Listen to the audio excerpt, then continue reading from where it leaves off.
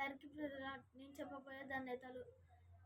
ఆత్మవిషయమై దీనిలేని వారు ధన్యులు, పరలోక రాజ్యం వారిది. దుఃఖపడవారు ధన్యులు, వారు ఓదార్చబడుదురు.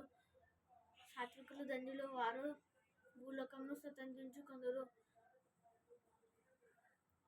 నీతి కొరకు ఆకలి దప్పుగలవారు ధన్యులు, వారు తృప్తిపరచబడుదురు. కనికరం గలవారు ధన్యులు, వారు కనికరం పొందుదురు. హృదయశుద్ధి గలవారు ధన్యులు, వారు దేవుని చూచెదరు. సమాధానపరచువారు ధన్యులు, వారు దేవుని కుమారులు అనబడుదురు.